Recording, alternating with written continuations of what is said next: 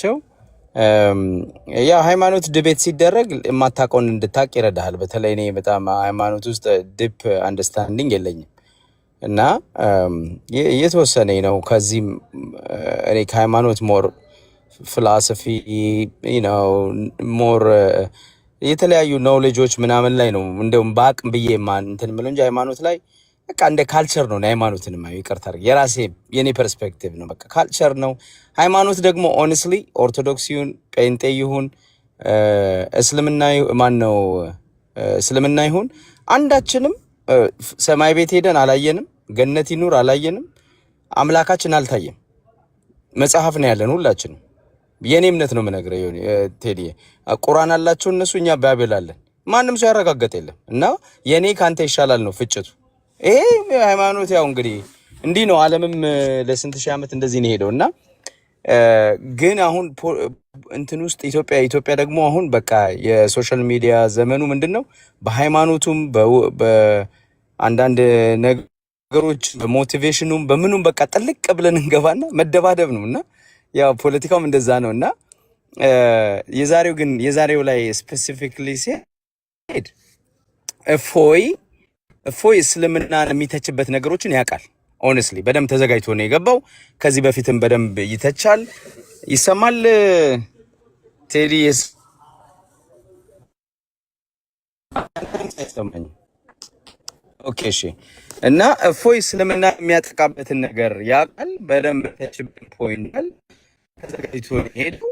ፊትም በደንብ ሲተቻ አይተናል። ሎጂካል ነው። መጽሐፍ ቅዱስ የነሱን መጽሐፍ ጠቅሰው ቁርአናቸውን እየጠቀሰ ነው የሚገልጸው። የእፎይ ትልቁ ችግር ሲጠቅስ በትህትና አይጠቅሰው እንጂ እፎይ ብዙ ሙስሊሞችን ክርስቲያን ያደርግ ነበር። ትህትና ቢኖረው ትንሽ ትህትና ቢኖረው የነሱን መጽሐፍ ቁርአን እየጠቀሰ ነው ቻረጋቸው ብዙውን ነገር። ግን እሱ ምንድነው ትንሽ ኃይለ ቃል እየተናገረ ስለሚያደርገው በትህትና ያደርግ። እኔ ጋር ብዙ ሙስሊሞች እፎይን አሁንም ይከተላል። ብዙ ሙስሊሞችን ማሰም ይችላል እፎይ። ይሄ አንብቦ በደንብ ተዘጋጅቶ አይ ቲንክ እስላምም ነበር አሉ ከዚህ በፊትና ልጁ በእስልምና ላይ ማስተር አድርጓል። ያውቃል፣ የእስልምናን ድክመት ያውቃል። ብዙ ነገሮችን መጠየቅ ያለበትን ፋላሲዎቹን በደንብ አድርጎ ያወጣል። ችግሩ ምንድነው? ኃይለ ቃል ይጠቀማል። የሱ ድክመትና የዛሬው እሱም ቢያስተካክል በዚህ አጋጣሚ እፎይ ከሰማ በጨዋ ደንብ በትህትና ቢገልጽ ልጁ እውቀት አለው። የሚያነሳው ነገር በጣም ሎጂካል ነው። መጽሐፉን ጠቅሶ ነው የሚያነሳው። አንዳንድ ጊዜ እፎይ ቻሌንጅ የሚያደርጋቸው ልጆች ሰድበውት ነው የሚወጡት፣ መልስ የላቸውም ብዙዎቹ እና እሱም ያው አንዳንዴ ይሳደባል እንደዛ ከነሱ ጋር ሆኖ እና እሱን ትቶ ቁርአኑን እየጠቀሰ በደንብ እንትን ቢላቸው ጥሩ ነው ብዬ አስባለሁ። ከዛ በተረፈ የዛሬውን ሁኔታ ሳይ ልጁ ልክ እንዳለው ኤርሚያስ እንዳለው ገና ከመጀመሩ ልክ እንዳለው ሆም ብሎ ቤቱ ቁጭ ብሎ ልጅቷ እኮ እዛ ቁጭ ብላ እየጠበቀችው ነው። ቢቸግራት ዮኒ ማኛን አስገብታ እንግዲህ ልጅቷ ሙስሊም ነች። ይሄንን ድቤት እኔ ራሷ ክላሪቲ ይፈልጋለች። ሃይማኖት ምንድነው ያለችው? ይኸውልህ ሁለቱንም ስትጋብዛቸው በቃ ይለይልን፣ እኔም ሁሉም ሰው ህዝቡ ይወቅ የትኛው ነው ትክክለኛ እምነት ብላ ነው ያቀረበችው ማለት ነው። እና እፎይ ተዘጋጀ፣ ጥሪውን ተቀበለ፣ ያ ወንድማችንም ተቀበለና ልጁ ግን ላለመግባት በጣም ሀዘቴት አድርጓል። ቴዲ ሌላ ሰው ሁሉ አስገብቶ እዛ መድረክ ላይ ሌላ ተወያይና ድቤት የሚያደርግ ልጅ ሙስሊም ወንድማችን አስገብቶ ለሁለት ሊያደርገው ፈለገ እና በጣም ሸሽቶ ነበረ እና በፕሬሸር ነው ልጅቷ ምን አለች? ሴት አደረገች። በቃ ጠርቻለሁ፣ እሺ ብሏል፣ ተቀብሏል፣ አልመጣም፣ ስለዚህ እፎይ ያሸንፈዋል አለች።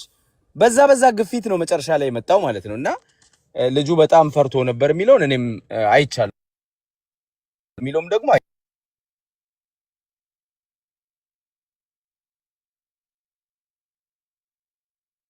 ምንም በደምብ ታዘብያለሁ እና አመሰግናለሁ። ሰዓዲ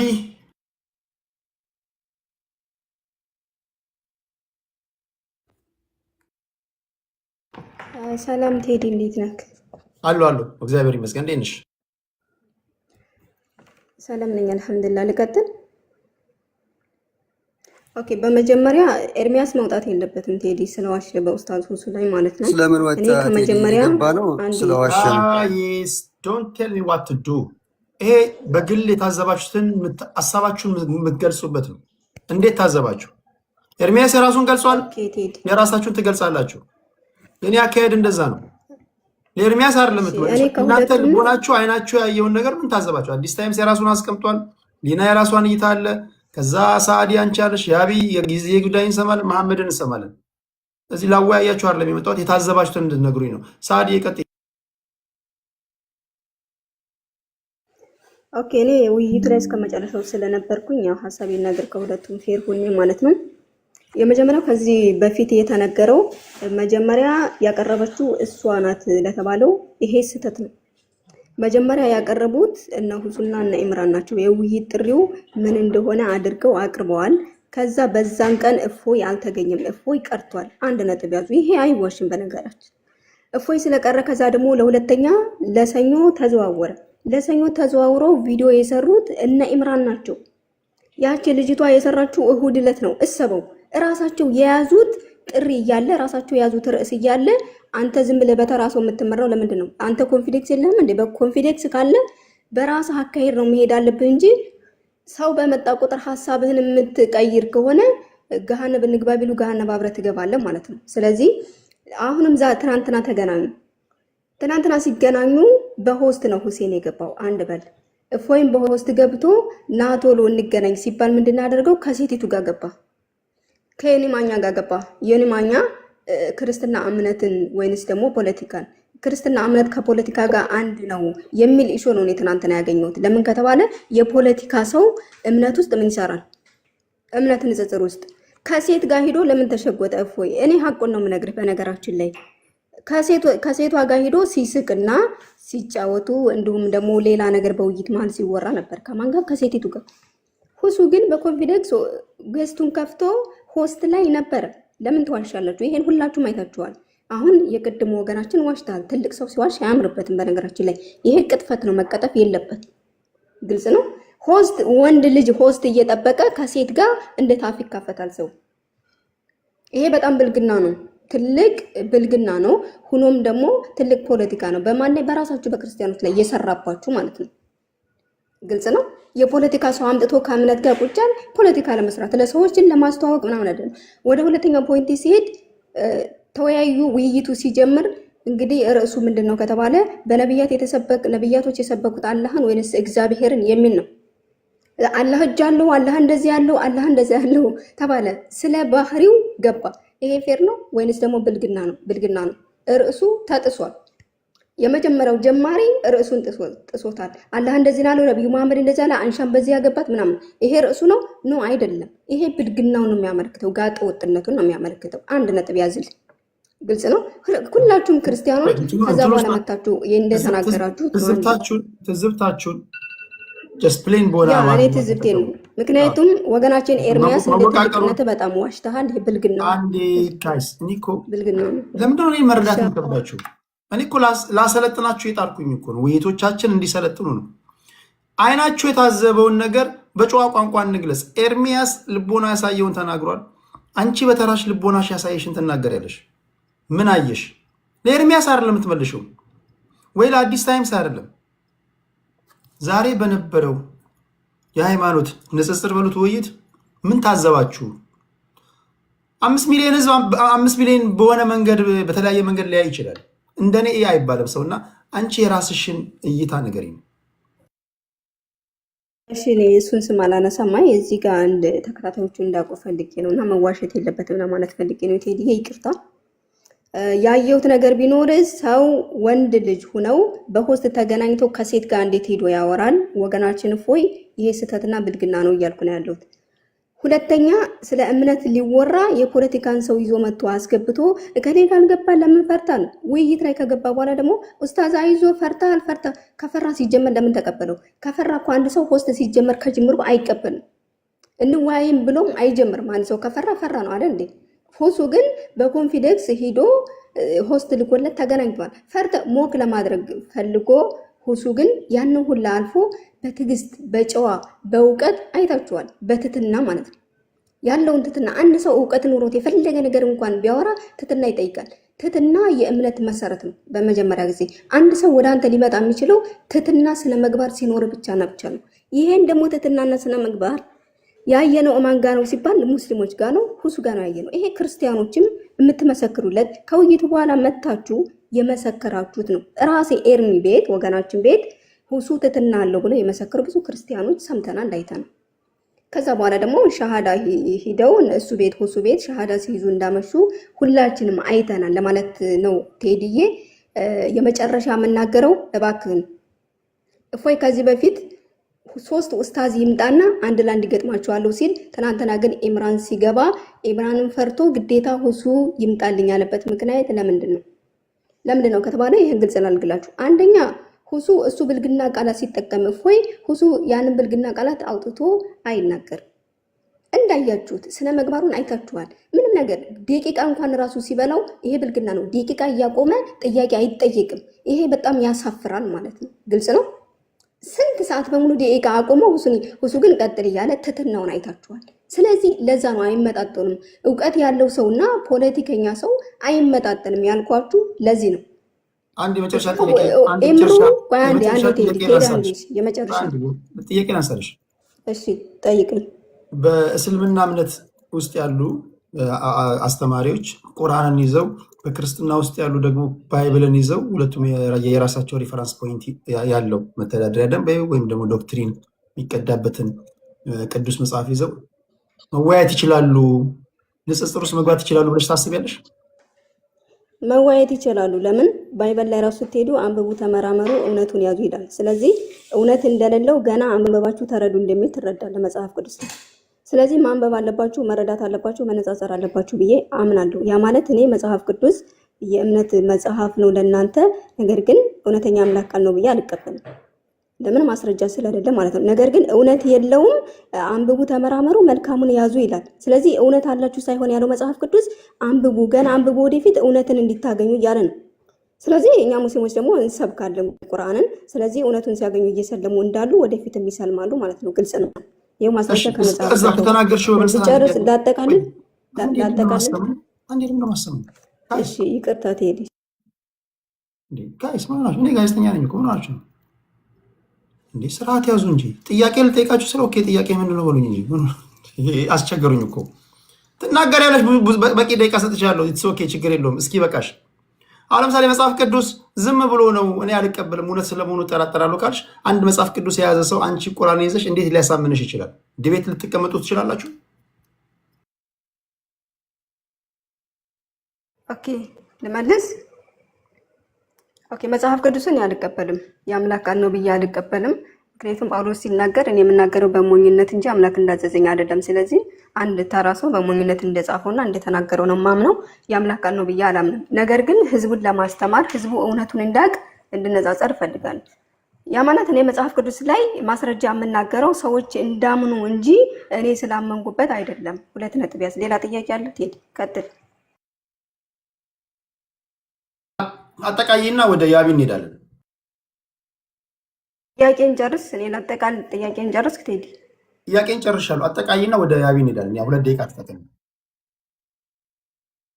አው እፎይ በራሱ ጊዜ 3 ኡስታዝ ሆነው 10 ኡስታዝ ሆነው ይምጡልኝ ብሎ ኤምሩ ሲገባ ለምን ፈራ? 1 ነጥብ ያዝልኝ። ኤምሩ መውጣት አለበት። ሁሱን እንፈልገዋለን አለው። ሁሱ ብልግና ቃላት እንደማይጠቀም እሱ በመጣበት ልክ እንደማይመልስ ስለሚያውቅ። ሁለተኛ ደግሞ ቴዲ የምጠይቅህ ኢምራንና እፎይ እንዲወያዩ አድርግልን ፕሊስ። ኢምራንና እፎይ፣ ኢምራን እፎይን ይፈልገዋል። ትናንትና አልፈልግም ብሎ አልቅሶ ወጥቷል፣ ፊቱ ጥላሸት እስከሚመስል ድረስ። ምክንያቱም ካልከኝ መጀመሪያ ያቀረበው ራሱ ነው። 3 ሁናችሁ ነው ማስረጃ እኔ ከፍቻ ያሳያለሁ። አለ ማስረጃ በጭራሽ አላወራም ቴዲዬ። 3 ሁናችሁ ነው ሲል ከዛ ደግሞ ኢምራን ሲገባ አይ መሆን የለባችሁ ሙጡ ማለት ይሄ አያሳፍረውም? ራሱ በተናገረው ያሳፍራል በእውነቱ። ስለዚህ እንደፈራ ውይይቱን እንዳልፈለገ ፖለቲካ ለመስራት እንደመጣ አይተሃል፣ ሁላችንም አይተናል። ይሄን መገንዘብ አያቅታችሁ ማለት ነው። ሁለተኛ ኢምራንን የማይቀበልበት ለምንድን ነው? ከዚህ ቀደም ኢምራን አጠጥቶት በአፍንጫው ሲወጣ አይተናል። እንግዲህ ከአንዴም 2ም ተወያይተው ፈርጥጦ ሲወጣ አይተናል። ይሄ የማይካድ ሀቅ ነው ቴዲ። የማይካድ ሀቅ እፎይ ባትሪ ያለቀብኝ ብሎ 2 ጊዜ ከደምሳሽ ቤት ፈርጥጦ ሲወጣ አይተናል። ከማን ጋር ሲዋይ? ከኢምሩ ጋር። ስለዚህ ኢምሩ አንደኛ ገደላት ደርሳን ይነበባል። መጽሐፉ እንዳለ ሙሉ ያለው ኤምራን ጋር ነው። ስለዚህ ጉዱ እንዲወጣ አይፈልግም፣ እንዲዋረድ አይፈልግም። ኤምራን አልፈልግም። ፕሊስ ለመጨረሻ ጊዜ ቴዲ ኤምራንና እፎይ ተገናኝተው እንዲወያዩ አድርግልን። ለምንድነው ኤምራንን የፈራው? ለምንድነው ኤምራንን የፈራው? ሰዎችን እምነትን ለማሳወቅ ከሆነ ቀጥ ብሎ ይምጣና ከኢምራን ጋር ይወያይ። ኢምራን በጣም ይፈልገዋል። ቴዲ አመሰግናለሁ። እሺ አመሰግናለሁ በጣም ቴንክ ዩ ሳዲ። ቴንክ ዩ ሳዲ። አንድ ነገር ልንገራችሁ፣ ብዙዎቻችሁ ሜንሽን አድርጋችሁኛል። በቅዱስ መጽሐፍ ቅዱስ የያዙና ቁርአን ሁለት የተለያየ መጽሐፍ የያዙ እምነት ውስጥ ያሉ አካላቶችን ሰማይና ምድር ቢያልፈው አላወያይም። የኔ አቋም ነው። ሌሎቻችሁ አወያዩአቸው። ግን ውዝን ከሆነ ወይ በቁርአን ውስጥ ያሉ በቅዱስ ቁርአን ውስጥ ያሉ ወይ በባይብል ውስጥ ያንን ቤዝ አድርገው ለሚያወሩ ለሚወያዩ ሰዎች እሱን ላወያ ይችላለሁ። ሁለት አስቸጋሪ ነው የሚሆኑ። አንደኛ ላለማመን የሚመጡ ኃይሎች ናቸው፣ ወይም ደግሞ የራሳቸው ዶክትሪን አላቸው። እነዛም የነዛ የራሳቸው ዶክትሪን አላቸው። ቁርአን ለእስልምና እምነት ተከታዮች ቅዱስ መጽሐፋቸው ነው። ለቁርአን ተከታዮች ቁርአንን ለሚቀበሉ መጽሐፍ ቅዱስ ትክክል አይደለም ብለው ነው የሚነሱት። መጽሐፍ ቅዱስን ለሚከተሉ ቁርአንን ትክክል አይደለም ብለው ይነሳሉ። ዘን ሊተማመኑ አይደለም። ነገር ግን እንዳልኳችሁ ሁለቱም አንድ ፍሬም እንትናቸው ቤዛቸው እዛ ላይ ሆኖ ኮመን ዲኖሚኔተር ነው የሚባለው በሂሳብ ሁለቱንም ሊያያይዝ የሚችል ነገር ባይብል ከሆነ ባይብል፣ ቁርአን ከሆነ ቁርአን ከሆነ ኦኬ እንጂ ከባይብል ፖይንት ኦፍ ቪው ቁርአንን አናሊሲስ ልሰራበት አትችልም፣ ልተች አትችልም። ከቁርአን ተነስተህ ባይብልን እንትን ልትል አትችልም። ክርስቲያኑ አይቀበልም። እና እኔን አታስቡ በፍጹም አይሆንም። እሺ ወደ ያቢ እንሂድ። ያብዬ ምን ትያለሽ? እንዴት አደራችሁ? ቴዲዬ ሰላም ነው ወይ? ደህና ነኝ። ያ እንትን ነው አሁን ላልከው እንኳን ትንሽ መልስ ለመስጠት ቴዲ፣ ኢትዮጵያ ውስጥ ለብዙ ሺህ ዓመታት ቁርአንን ሳይነካ የእስልምና ሃይማኖት ሳይነካ በመከባበር ብቻ ተኑሯል። ለምን? መነካት ስለሌለበት። ከተነካካ ውስጡ ከተገባ ህዝብና ህዝብ አብሮ መኖር አይችልም። ምክንያቱም የሚወጡ ብዙ ጉድለቶች አሉ። ትላንትና የተካሄደው ውይይት ትንሽ ጫፏን የተነካችው፣ ምንም ነገር አልተነካም። እንደውም በደንብ ገብቶ አሁን የቁርአን ላይ ያለውን ታሪክ ብንማር ሙስሊሞች በሙሉ ራሳቸው እርስ በርሳቸው ጦርነት ይገባሉ።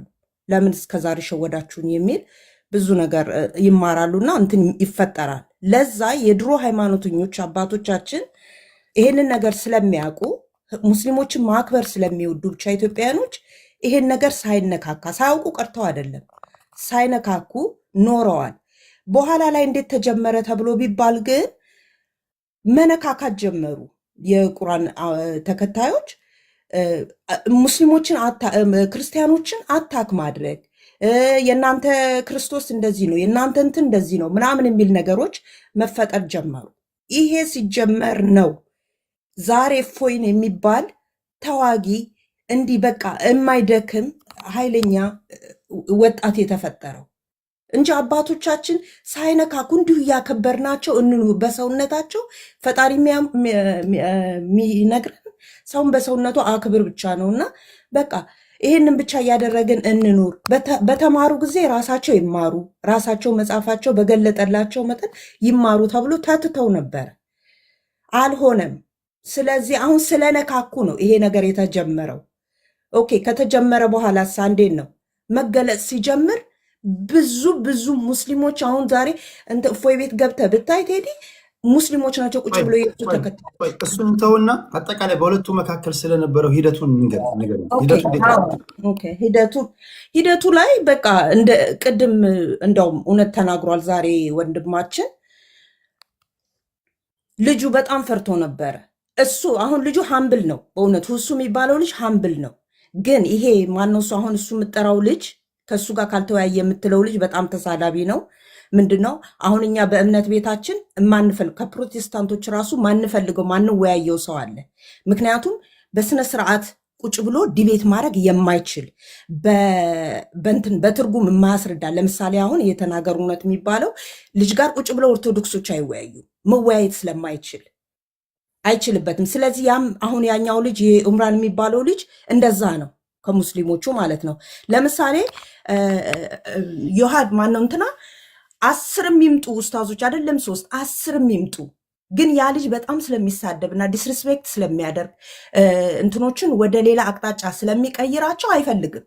ማናችንም አንፈልግም። ማንም ሰው አይፈልግም። ስለዚህ ይሄ ነው ምክንያቱ። ቴዲ ልጁ ፈርቶ ነበረ፣ በጣም ፈርቶ ሲያንዛዛ፣ እኔ ራሴ እሱ ቤት ቁጭ ብዬ ፎሎ ማላቀው ልጅ እንትን ብዬ ኡስታዙ ማለት ነው፣ ኡስታዝ ነው ደግሞ ልጅ ነው ግን ኡስታዝ ነው። በነገራችን ላይ ወደፊት የተማረ ሰው አምጡ ማለት የሚታወቅ እችላለሁ ብሎ እንደዛ በቃ እኔ ነኝ የሚገጥመው ብሎ ከገባ በኋላ እንዲህ መፍራት፣ እንዲህ መሸሽ፣ እንዲህ ማፈግፈግ ምንድን ነው ትርጉሙ?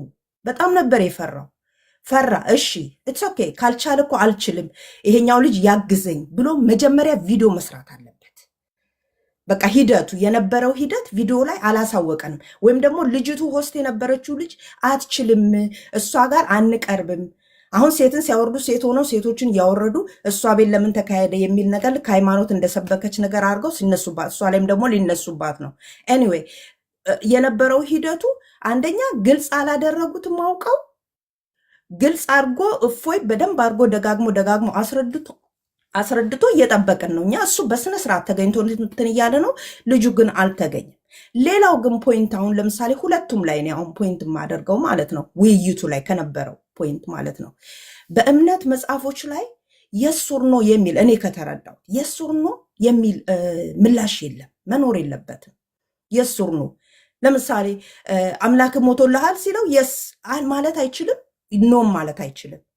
ምክንያቱም ቁንጽል የሆነች እንትን ማስረዳት ግን አለበት። ለምንድን ነው ይህንን ነገር አስተውለው ደቂቃውን በዚህ እንደዚህ ይሁን የስር ነው ላይ 1 ደቂቃ የሆነ ሰከንድ ማብራሪያ መሰጠት አለበት ከሁለቱም። በቃ ይሄን ተረድቻለሁ። ሁለቱም ይህንን ነገር ማስተካከል ነበረባቸው።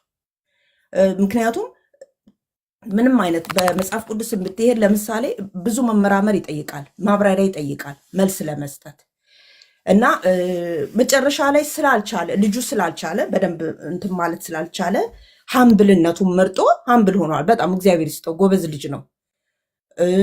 እፎይ ግን ብዙ ሲታገል እንደኖረ እንደቆየ ፊቱ ላይ ታያለ፣ ሁኔታውን ታያለ። ከብዙ ሲሰደብ ሲታገል ብዙ ነገር ሲደርስበት ስለኖረ አግሬሲቭሊም ሲመራው የነበረው እኔ እንደውም እንትናን አስታወሰኝ። እፎይ ይህን ነገር ያስተካክላል ወደፊት ፖለቲካውን ማስተካከል አለበት። ይሄ የምንጠላው ሰው አለ። እኔ ፕሮቴስታንቶችን ወዳቸዋለሁኝ፣ የምጠላው ግን ይሄ እውነት ተናገር እውነት የሚሉት ሰው በጣም ምክንያቱም ሲያወያይ ስነስርዓት ስለሌለው አንወደው ብላችሁ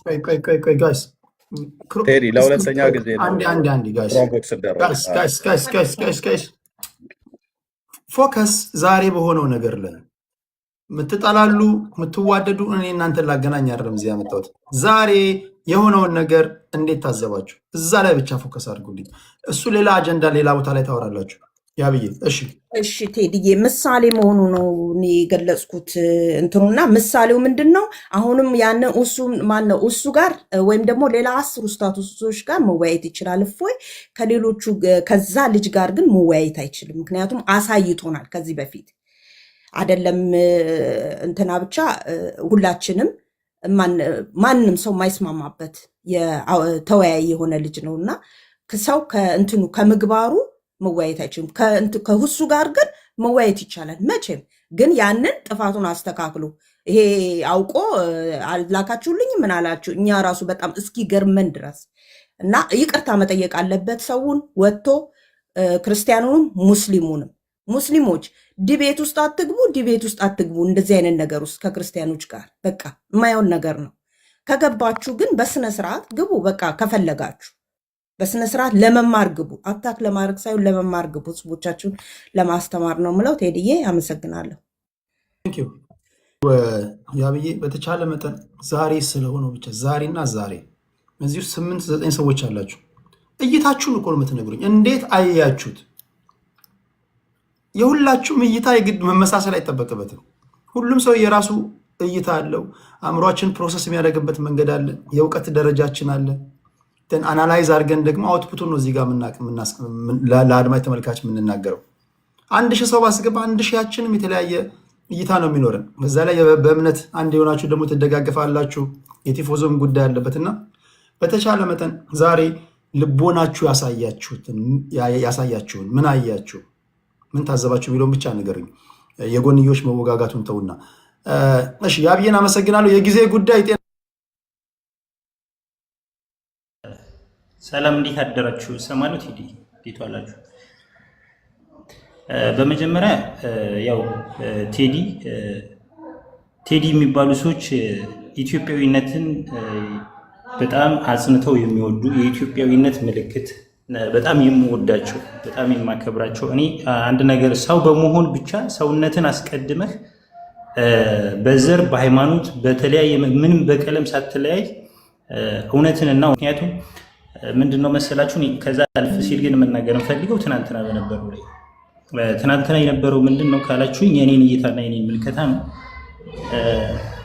እንዳንድ ክርስቲያን ሳይሆን እንዳንድ ሙስሊም ምናምን የሚለው ሳይሆን እኔ ክርስቲያን ነኝ፣ የክርስቲያን ተከታይ ነኝ። ነገር ግን ወደ ክርስትና ልቼ ወይ ምናምን አይደለም። ሰው በመሆን ግን እዛ ጋር ያዩዋትን ብቻ አንድ ነገር ልንገራችሁ።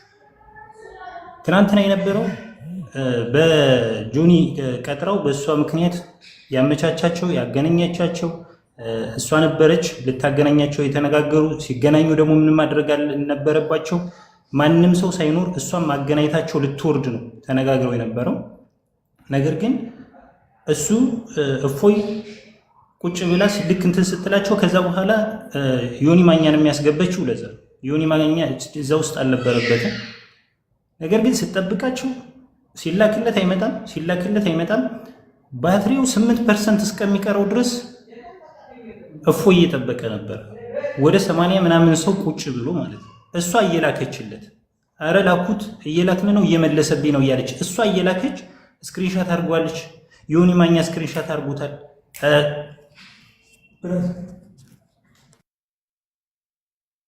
ይቅርታ በጣም ስለዚህ ምንድነው የነበረ መሰላችሁ እዛ ጋር የነበረው ነገር ስክሪንሻት ኮንስታንቲኖስ በደንብ ይሄድበታል፣ በደንብ ያስረዳል። ምክንያቱም በማስረጃ ስለሆነ ይዞት የነበረው ማለት ነው። እሱ ቤት ላይ ሄደው እንኳን ንገሩት እየተባለ ልክ ሄዶ ሲነገር መጀመሪያ በትክክለኛው አካውንት አይደለም የመጣው። አካውንቱን ሲጀመር ቀይሮት በ40 ምናምን ሺህ ገብቶ እፎይ ፈልጎ ነው ያገኘው። በሌላ አካውንት ገብቶ እሱንም ገስት ላይ ሰው አስቀምጦበት ማለት። ከዛ በመቀጠል ግን ልክ ሲላክለት ሄደው ሲጽፉለት ኮሜንቱን ሲዘጋ ይፈልጉሃል እየተባለ ሲጠይቅ ኮሜንቱን ሲዘጋ ሁላ ነበር። ወደዚህ ነገር ከመምጣታቸው በፊት ተነጋግረው ሁለቱ የጨረሱት ጉዳይ ነው አይደል? አዎ ተነጋግረው የጨረሱት ጉዳይ። ኦኬ ቀኑ ሲደርስ ምንድነው ላክ አንዳንዴ እኮ የሆነ በር ላይ ቆመ ሰውዬ ቁልፉ የጠፋበትን ሰውዬ ግባ እንደሚል ነው፣ ወይም ደግሞ መክፈት እንደተሳነው ሰው ነው የሚያወሩት። ግባ ብያለሁ ግባ ምን ማለት ነው? ህዝብ እያያችሁ አጀንዳ ቀርጻችሁ እንወያያለን ብላችሁ ፖስተር አሰርታችሁ ግባ አትግባ እንደዚህ ያረከኝ ምናምን ምንድን ነው? ሲሆን ተነጋግራችሁ ይሄን እናወራለን። ኃላፊነት በሚሰማ መንገድ ነው ሀሳባችንን የምንገልጸው። ትንሽ ተሳስተን የሆነ ነገር የተንሸራተትን እንደሆነ አደጋ ውስጥ ልንገባ እንችላለን። ተጠያቂነትም ሊመጣ ይችላል።